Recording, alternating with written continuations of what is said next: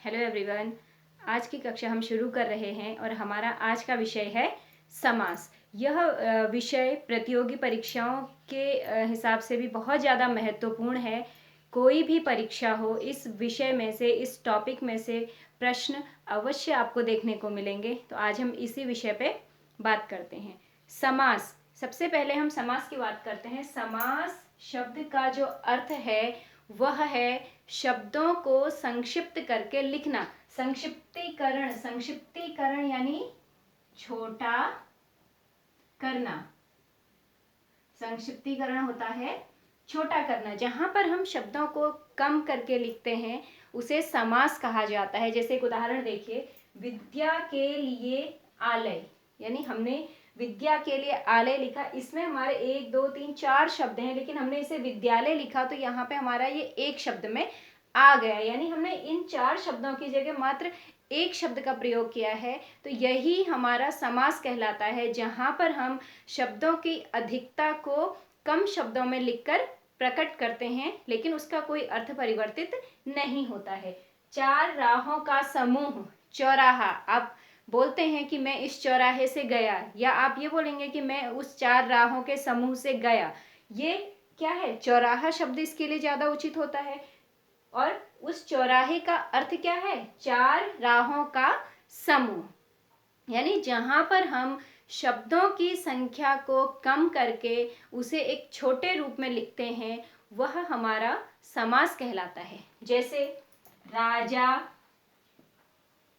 का पुत्र, ठीक है, इसे हम लिखते हैं नॉर्मली राजपुत्र।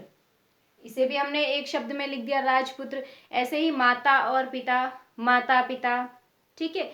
4 मुंह वाले, चतुरानन। इस तरीके से हम शब्दों को संक्षिप्त करके लिखते हैं, वही हमारा समास कहलाता है। अब हम समास में जो मुख्य बिंदुओं की बात करते हैं वह ये है। सबसे पहले तो हम देखते हैं कि समास में एक हमारा होता है सामासिक पद, या इसे हम समस्त पद के नाम से भी जानते हैं, ठीक है। अब देखिए, जैसे हमने राजपुत्र बोला, इसमें हमारे बेसिकली 2 शब्द हैं, एक राज और एक पुत्र। दूसरा हमारा चौराहा है, चौराहा, विद्या धन आलय, ठीक है। यानी कोई भी सामासिक पद, कोई भी समस्त पद 2 पदों से मिलकर बनता है। पहले पद को उसमें बोलते हैं पूर्व पद,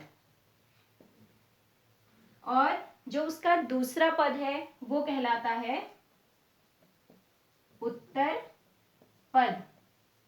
पूर्व माने पहला, उत्तर माने बाद का। और समस्त पद, इन दोनों पदों को मिलाकर जो पद हमारा बनता है, जो शब्द हमारा बनता है, उसे हम समस्त पद या फिर सामासिक पद बोलते हैं। देखिए इसको उदाहरण से, जैसे हम राजपुत्र का उदाहरण ले लेते हैं।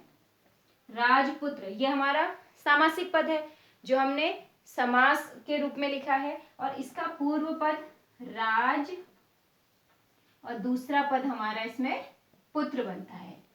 पहला पद इसका राज है, दूसरा पद इसका पुत्र है, दोनों को मिला के राजपुत्र बन गया, जो हमारा समस्त पद कहलाया। इसी प्रकार चौराहा, इसमें क्या है?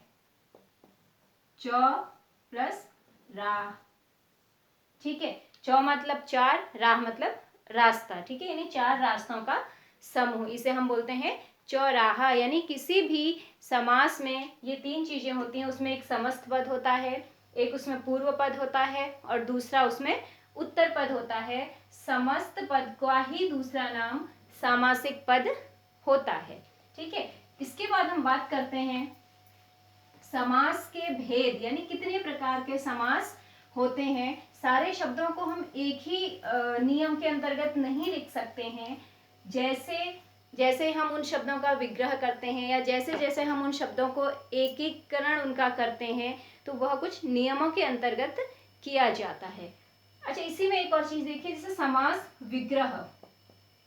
समास विग्रह एक शब्द आता है, इसके बाद हम भेद पढ़ेंगे। समास विग्रह, जैसे आपने लिखा राज कुमार,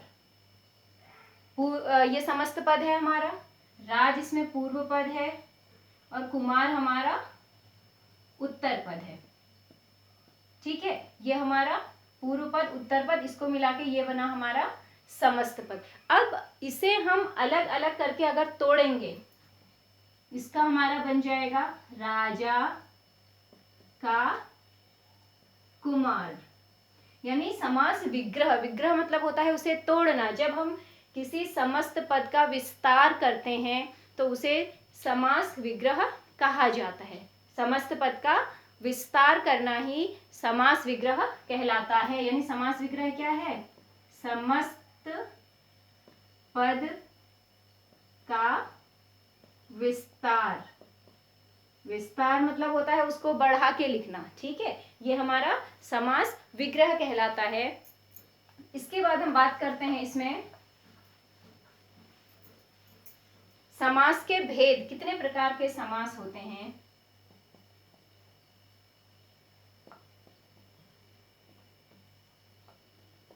समास के भेद। देखिए, समास में हम मुख्य रूप से 6 भेदों की बात करते हैं। पहला इसमें है तत्पुरुष समास। दूसरा इसमें आता है द्विगु समास। तीसरा इसमें आता है द्वंद्व समास। फिर आएगा इसमें बहुव्रीहि समास। बहुव्रीहि समास। फिर आता है इसमें कर्मधारय समास। कर्मधारय समास। और जो अंतिम समास हम इसमें पढ़ते हैं वह है अव्ययी भाव समास। ठीक है, इन 6 प्रकार के समासों की बात हम करते हैं। इनका कोई एक निश्चित क्रम नहीं है, आगे पीछे आप इन्हें पढ़ सकते हैं, लिख सकते हैं। ऐसा कोई निश्चित क्रम नहीं है कि यही इनका क्रम होना चाहिए। अब देखिए, सबसे पहले इन समासों से जुड़ी जो एक आप उसको ट्रिक कह सकते हैं या उन्हें याद करने का एक तरीका कह सकते हैं, वो मैं आपको इसमें लिख के बताती हूँ। आप इसका स्क्रीनशॉट लेके रख लीजिएगा। जैसे तत्पुरुष समास वहाँ पे होगा जहाँ हमारे कारक चिन्ह होंगे। इसको हम विस्तार से अभी इसमें बात करेंगे। कारक चिन्ह। द्विगु समास हमारा वहां पे होगा जहां पे हम गणना की बात करते हैं। गणना या फिर गिनती, कोई भी संख्या जहां पे हमारी आएगी। ये क्या चीज है, इसको हम अभी विस्तार से पढ़ेंगे। द्वंद्व। द्वंद्व में होता है योजक चिन्ह डैश, इसको बोलते हैं योजक चिन्ह। आपने बहुत सारे शब्द देखे होंगे, माता पिता, भाई बहन, सुख दुख, ऐसे। बहुव्रीहि समास में हमारा जो योगरूढ़ शब्द है उसी की भांति है। यानी इसमें हमारा तीसरा अर्थ निकलता है।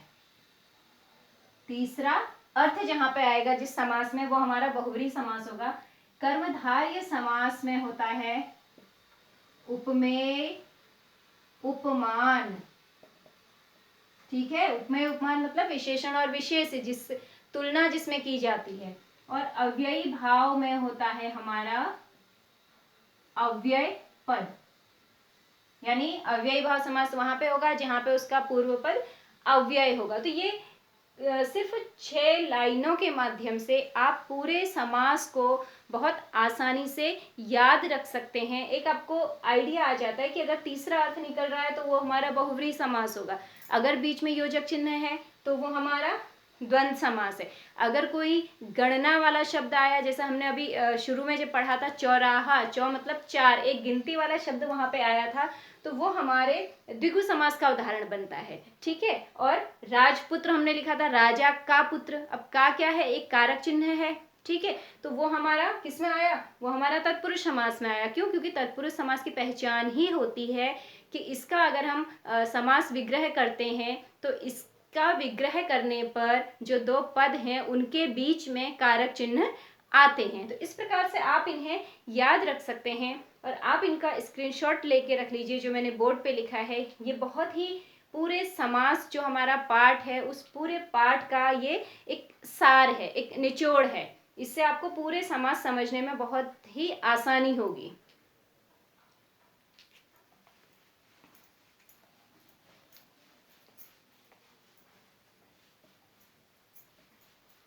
देखिए, सबसे पहले हमने तत्पुरुष समास की बात की। तत्पुरुष समास के विषय में हम और ज्यादा जानते हैं।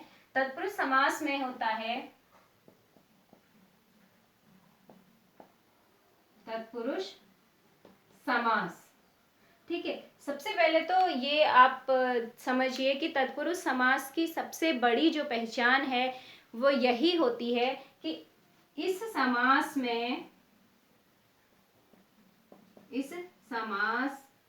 का विग्रह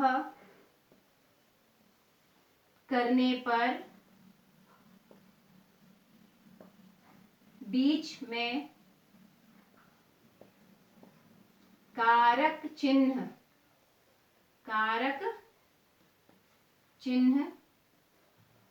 प्रयोग किए जाते हैं।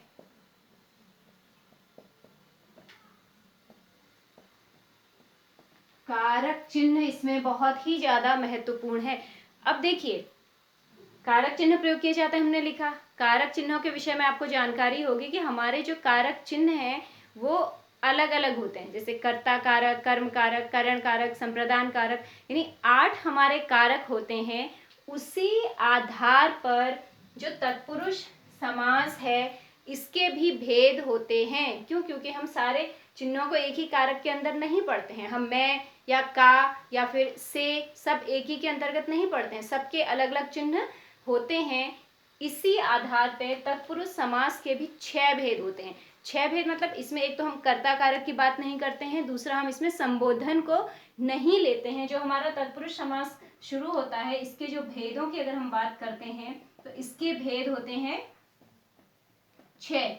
ये 6 भेद तत्पुरुष समास के। देखिए, समास के भी 6 भेद हैं और उसके बाद तत्पुरुष समास की हम बात करते हैं उसके भी 6 भेद होते हैं। सबसे पहले इसमें आता है कर्म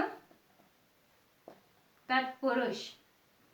कर्म तत्पुरुष से मतलब है यहाँ पे हम उस समास की बात करेंगे जिसके बीच में कर्म कारक का चिन्ह छुपा होगा। अब देखिए, कर्म कारक का चिन्ह क्या है? कर्ता ने कर्म को यानी जब आप उस पद का विग्रह करेंगे तो विग्रह करने पर आपको उन दोनों पदों के बीच में को चिन्ह अगर दिखाई दे तो आप उसे कौन सा तत्पुरुष लिख देंगे?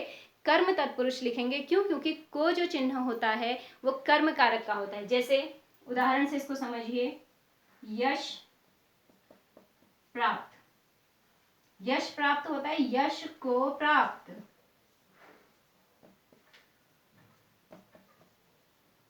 बीच में क्या आया? को आया, जो कि हमारे कर्म कारक का चिन्ह है। इसलिए ऐसा जो समास होगा वो हमारा कर्म तत्पुरुष कहलाएगा। या दूसरा है ग्राम गत। ठीक है, अब इसमें देखिए, ग्राम इसका पूर्व पद है, गत इसका उत्तर पद है। ग्राम गत, गत मतलब होता है जाना, यानी इसका जो विग्रह बनेगा वो बनेगा गांव को गया। ठीक है, यानी को चिन्ह हमारा यहाँ पे भी आया है तो यहाँ पे भी हमारा कौन सा तत्पुरुष होगा? कर्म तत्पुरुष होगा, जो कि तत्पुरुष समास का पहला भेद है सभी तत्पुरुष समास। बस इस चिन्ह को देखकर आपने ये इसमें लिखना है कि यह किस प्रकार का तत्पुरुष समास है, कर्म है, करण है या फिर कोई और है। अब दूसरा देखिए, अगला जो हमारा आता है कर्ता नहीं है, कर्म, फिर आता है हमारा करण। करण तत्पुरुष, यानी करण का जो चिन्ह होता है से होता है, से या फिर के द्वारा। इसके दो भाव निकल के आते हैं, से और के द्वारा। देखिए, यहाँ पे एक और चीज मैं आपकी क्लियर कर दूं कि से जो हमारा चिन्ह होता है यह 2 कारकों का है। एक तो करण का है और एक अपादान का होता है, लेकिन दोनों में अंतर है। करण कारक का जो से होगा वह के द्वारा, यानी जिसकी सहायता से आप कोई काम करते हैं, वहां पे करण कारक होगा। जैसे मैंने चाकू से फल काटा, यानी चाकू से माने आपने चाकू की सहायता से काटा उसे, या फिर वह बस से गया, बस के द्वारा गया, ठीक है, उसके साथ साथ वह गया। तो यहाँ पर जहाँ पे जुड़ने का भाव आता है, साथ का भाव आता है, वो करण तत्पुरुष है। और वहीं अगर हम जो हमारा अपादान तत्पुरुष है उसकी बात करते हैं, तो अपादान तत्पुरुष में से अलग होने के लिए प्रयोग किया जाता है। जैसे पेड़ से फल गिरा, यानी पेड़ से फल गिरा है तो वह पेड़ से अलग हो चुका है। तो ऐसे वाक्यों में जहां पर से किन्हीं दो चीजों को अलग करने के लिए प्रयोग किया जाता है वह अपादान कारक में होता है, और जहां पर किसी सहायता या फिर साथ के लिए हम उसको प्रयोग करते हैं, के द्वारा के सेंस में उसको प्रयोग किया जाता है, वो करण तत्पुरुष का से होता है। ठीक है, अब यहाँ पे इसका उदाहरण हम देखते हैं। हस्तलिखित, यानी हस्तलिखित से मतलब क्या है कि यह बोलते हैं ना, यह उसके द्वारा हस्तलिखित प्रमाण है। हस्तलिखित, हस्त और लिखित, हस्त मतलब होता है हाथ, हाथ से लिखित, हाथ से लिखित, जो हमने हाथ से लिखी है। ठीक हो गया, यहाँ पे हमारा से चिन्ह आया है, और हाथ से लिखित मतलब ये तो नहीं है कि आपने हाथ से अलग करके लिखा, आपने जब लिखा होगा तो हाथ की सहायता से लिखा है, तो इसलिए यहाँ पर हमारा कौन सा होगा, करण तत्पुरुष होगा। ये विभिन्न प्रकार के जो तत्पुरुष समास हैं, इनके पूरे जो एक कंबाइंड एग्जाम्पल लिख के उनको मैं आपको बाद में फिर बताऊंगी कि किसमें कौन सा आपका समास है। ठीक है, फिलहाल हम इसे समझते हैं। करण तत्पुरुष हमारा आया, इसके बाद अगला जो इसका भेद है, कर्ता, कर्म, करण, फिर आएगा हमारा संप्रदान। ठीक है, संप्रदान, तीसरा जो भेद होता है वह होता है संप्रदान तत्पुरुष। यानी संप्रदान कारक का चिन्ह क्या है, कर्ता ने कर्म को करण से संप्रदान के लिए, इसका चिन्ह आता है के लिए। अर्थात जब आप किसी पद का विग्रह करेंगे और उसके बीच में के लिए आप प्रयोग करेंगे तो वो हमारा क्या कहलाएगा, वह हमारा संप्रदान तत्पुरुष कहलाएगा। जैसे रसोई घर, पूर्व पद है, उत्तर पद है, विग्रह करने पर हमें मिलेगा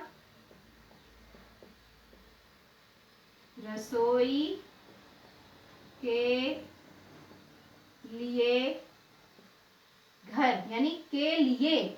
जब हमने इसका विग्रह किया तो हमने इसके बीच में के लिए कारक चिन्ह जोड़े हैं, अर्थात यह जो शब्द है यह किस में आया, के लिए जो चिन्ह है वह संप्रदान तत्पुरुष का है। तो यहाँ पे हमारा संप्रदान कारक का है। तो रसोई घर शब्द का अगर हम बात करते हैं, इसमें कौन सा समास है, तो इसमें हमारा तत्पुरुष समास है, क्योंकि कारक चिन्ह बीच में आया। और किस कारक का चिन्ह आया है, संप्रदान कारक का चिन्ह आया है, तो ये हमारा संप्रदान तत्पुरुष का शब्द बनता है। इसके बाद है अपादान तत्पुरुष। ठीक है, इसका चिन्ह भी क्या होता है, से होता है। मैं आपको पहले इसको बता चुकी हूँ। से यानी किस सेंस में, अलग होने का भाव जहां पे आएगा, अलग होने का भाव आता है। ठीक है, यहाँ पे जब से अलग होने का भाव या दूर जाने का भाव आता है तो वहां पे हमारा अपादान तत्पुरुष होगा। जैसे विद्याहीन, विद्याहीन, अगर वो विद्याहीन है तो इसका मतलब क्या है कि उसके पास विद्या नहीं है, वह विद्या से दूर है। तो इसका विग्रह बनता है विद्या से हीन, यानी आपको पता चल रहा है कि विद्या से हीन यानी विद्या उसको नहीं आती है, वह उतना समझ नहीं रखता है। तो यहाँ पे हमारा इस से के कारण जो इस पद में समास बनेगा वह हमारा बनता है अपादान तत्पुरुष। इसके बाद हमारा आएगा संबंध तत्पुरुष। संबंध कारक के बहुत सारे चिन्ह होते हैं, जैसे का, के, की। ये क्यों इस अलग अलग तरीके के हैं, देखिए ये इसलिए होते हैं क्योंकि संबंध अगर स्त्रीलिंग के साथ हम उसको प्रयोग करते हैं, जैसे राजा की पुत्री, अगर हम पुत्री यानी स्त्रीलिंग के साथ प्रयोग करेंगे तो की चिन्ह हम लगाएंगे, पुल्लिंग के साथ करेंगे तो का लगाएंगे, और बहुवचन के साथ हम करते हैं तो फिर हम वहाँ पे के का इस्तेमाल करते हैं। इसलिए तत्पुरुष समास के चिन्ह हमारे 3 होते हैं। वो निर्भर करता है कि कौन से लिंग के साथ हमने या फिर कौन से वचन के साथ हमने संबंध को बताना है। उदाहरण देखिए,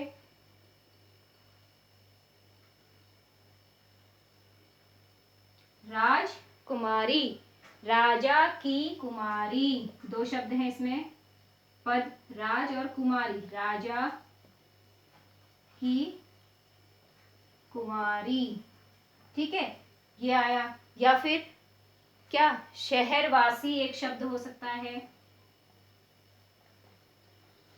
शहरवासी, शहर और वासी, शहर मतलब तो शहर से हो गया सीधे सीधे,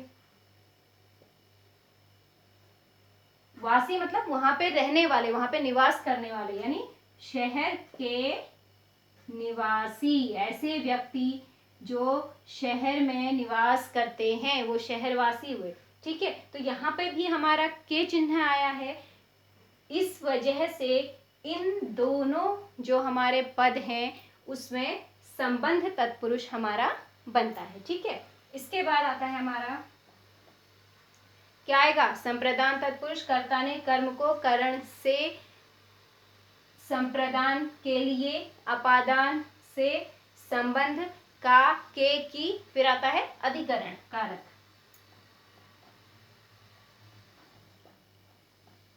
अधिकरण तत्पुरुष हम इसे लिखेंगे। अधिकरण का चिन्ह क्या होता है, मैं, पर, ठीक है। इसका जब हम विग्रह करेंगे, अगर हमारे किन्हीं शब्दों का विग्रह करने पर उसमें मैं और पर, इन 2 शब्दों की बात हम करते हैं या ये 2 शब्द उसके आते हैं तो फिर वहां पे हमारा अधिकरण तत्पुरुष होगा। जैसे इसका उदाहरण हमारा क्या बन सकता है, इसका उदाहरण बन सकता है शरणागत, शरणागत, ठीक है, यानी शरण और आगत, आगत मतलब होता है आया हुआ, शरण में आया, कौन सा चिन्ह है यहाँ पे, मैं चिन्ह यहाँ पे आता है और मैं हमारा अधिकरण कारक का चिन्ह है। तो यहाँ पर हमारा जो समास होगा वो अधिकरण तत्पुरुष होगा, ठीक है। क्यों, क्योंकि यहाँ पे मैं चिन्ह आया है और मैं जो चिन्ह है वो अधिकरण कारक का चिन्ह होता है, इसलिए यहाँ पे हमारा तत्पुरुष समास है और तत्पुरुष में भी उसका भेद कौन सा होगा, अधिकरण होगा। तो ये हमारा जो अधिकरण समास है, समास का जो पहला भाग है, पहला जो उसका प्रकार है, उसके विषय में हमने बात की और ये यहाँ पे पूरे होते हैं, ठीक है। इसको समझने का बहुत आसान सा तरीका है, जो आपको मैंने शुरू में बोला था कि आप उसका स्क्रीनशॉट ले लीजिए, तत्पुरुष समास कारक चिन्ह, उसको आप कारक चिन्ह से जोड़ दो। ये हमने जो 6 उदाहरण पढ़े हैं सब में बीच में कारक चिन्ह जुड़े हैं और उन्हीं कारक चिन्हों के आधार पर हमने उस शब्द में समास की पहचान की है। जिस कारक का चिन्ह उसमें है वही प्रकार का जो तत्पुरुष समास है वह होगा, यानी अगर उसमें संप्रदान कारक का चिन्ह है तो वो संप्रदान तत्पुरुष हो गया, संबंध का चिन्ह उसमें निकल के आ रहा है तो वो संबंध तत्पुरुष हो गया, ठीक है। बहुत आसानी से आप इसे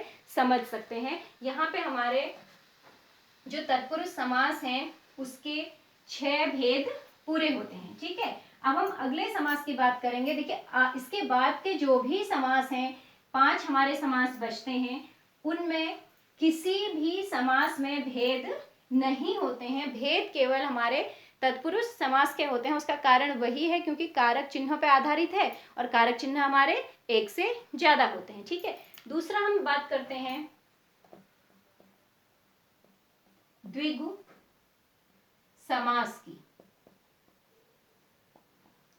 द्विगु समास ऐसा समास है जहाँ पे समस्त पद में अगर हम देखते हैं तो उसका जो पूर्व पद होता है वह संख्यावाचक होता है, और जब हम उसका विग्रह करते हैं तो विग्रह करने पर वह एक समूह या समाहार या ग्रुप का बोध कराते हैं। यानी इसकी जो दो मुख्य बिंदु है वो क्या है, एक तो पूर्व पद संख्यावाचक, ठीक है, ये तो आपको पहचान हो जाएगी। और दूसरा विग्रह किस प्रकार से इसका किया जाता है, विग्रह करने पर इसमें समूह या फिर समाहार शब्द प्रयोग किए जाते हैं, शब्दों का प्रयोग इसमें होता है, ठीक है। दो चीजें इसमें होती हैं, उदाहरण से इसको समझिए। जैसे हमने बोला त्रिनेत्र, ठीक है, या फिर इसको त्रिनेत्र, अभी मैं आपको किसी दूसरे का उदाहरण इसको बताऊंगी। त्रिभुज से इसको समझिए। त्रिभुज हम किसे बोलते हैं, ये हमारा एक त्रिभुज है, यानी इसमें क्या है, 1 2 3, 3 भुजाएं जिसकी होती हैं। त्रि मतलब 3, यानी 3 भुजाओं का समाहार या समूह, ठीक है, जिसमें 3 भुजाएं होती हैं। देखो पहला पद इसका त्रि, यानी हमें क्या बता रहा है, ये एक हमें संख्या बताता है, ठीक है। त्रि मतलब 3 होता है, इसलिए यहाँ पे हमारा क्या आएगा, यहाँ पे हमारा द्विगु समास आएगा। पंचवटी, पंच मतलब 5, वटी मतलब होता है वृक्ष, 5 वृक्षों का समूह, ठीक है। 5 पहला शब्द हमारा क्या निकल के आ रहा है, संख्यावाचक निकल के आया है, और हमने जब इसका विग्रह किया है तो हम समूह या फिर समाहार शब्दों का प्रयोग इसमें कर रहे हैं। तो ये जो हमारे उदाहरण हैं यह द्विगु समास के हैं, यानी आप इसको ये बोल सकते हैं कि जिस समास का पहला पद संख्यावाचक होता है उसे हम द्विगु समास कहते हैं। यही मैंने आपको बताया भी था कि द्विगु समास यानी संख्यावाचक पद। आपको बस इतना सा ध्यान रखना है तो आपको समझ में आ जाएगा कि यह क्यों, किस प्रकार का समास यह है, ठीक है। इसके बाद अगला जो हमारा आता है द्वंद्व समास, ठीक है। बहुत ही आसान इस समास को समझना है। द्वंद्व समास माने ऐसे समास जहां पर दो पदों के बीच में डैश यानी योजक चिन्ह जुड़ा रहता है। इसको आप पहचानिए, दो पदों के बीच में योजक चिन्ह, ठीक है। यानी योजक चिन्ह को हम क्या करते हैं, डैश से उसको दिखाते हैं। और जब हम इसका विग्रह करते हैं तो विग्रह करने पर इसके बीच में या, और, अथवा ऐसे शब्द आते हैं, ठीक है। जैसे उदाहरण माता पिता, क्या बन जाएगा, माता और पिता,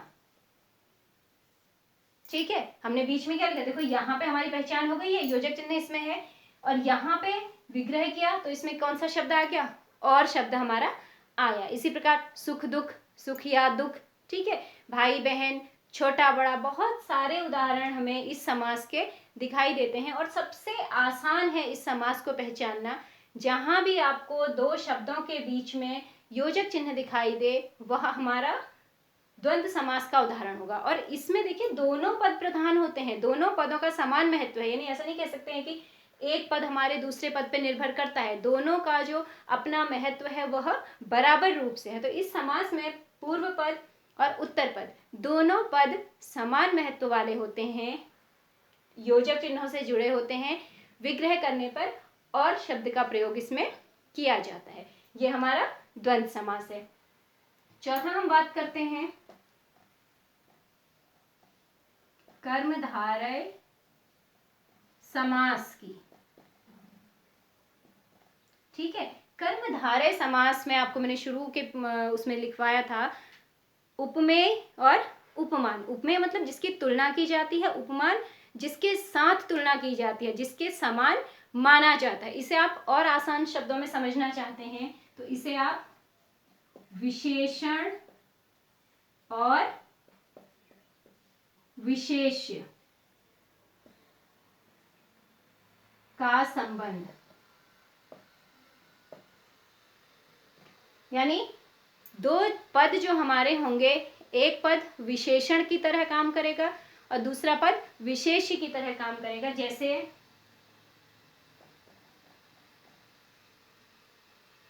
हरी मिर्च, देखिए ये क्या है, विशेषता बता रहा है, ये हमारा विशेषण हुआ। और विशेषता किसकी बताई जा रही है, मिर्च की बताई जा रही है, मिर्च की बताई जा रही है। तो मिर्च शब्द हमारा क्या कहलाएगा, विशेष्य कहलाएगा। ठीक है, ये जो दो पद हैं इसमें एक पद विशेषण है तो दूसरा पद हमारा विशेष्य है। ऐसे शब्द जहां पे आपको ये लगे कि एक जो पद है वो पूर्व पद या फिर उत्तर पद, कोई भी एक पद दूसरे पद के बारे में हमें कुछ बता रहा है, विशेषण उसी को बोलते हैं ना जो किन्हीं शब्दों, किसी संज्ञा या सर्वनाम की विशेषता बताते हैं। तो यहाँ पे हमारा वही होता है, एक पद दूसरे पद की विशेषता बताता है, वहां पे कर्मधारय समास होता है। एक पद विशेषण होता है तो दूसरा विशेष्य होता है। अब इसका हम विसर्ग कैसे करते हैं, इसका विसर्ग हम इस प्रकार से करेंगे, विग्रह हरी है जो मिर्च, यानी हम किस मिर्च की बात कर रहे हैं, जो मिर्च हरी है, हरी उसकी विशेषता हो गई है, मिर्च विशेष से हमारा हो गया जिसके बारे में हम बात कर रहे हैं। इसी को एक और उदाहरण से आप समझिए, देखो घन श्याम, घन श्याम, घन मतलब होता है बादल, श्याम मतलब होता है काला। ठीक है, काले वर्ण का घन श्याम, यानी इसका अगर आप विग्रह करेंगे तो वो क्या आपका विग्रह निकलेगा, काला है जो बादल, यानी ये आपका विशेषण हो गया और ये आपका विशेष्य है। ठीक है, यानी एक पद दूसरे पद की विशेषता बता रहा है। ऐसे समास में जहां पर दो पदों में से एक पद विशेषण और दूसरा पद विशेष्य की भांति काम करता है, वहां पर हमारा कर्मधारय समास होता है। और जो इसका विग्रह किया जाता है वो इस प्रकार किया जाता है, काला है जो बादल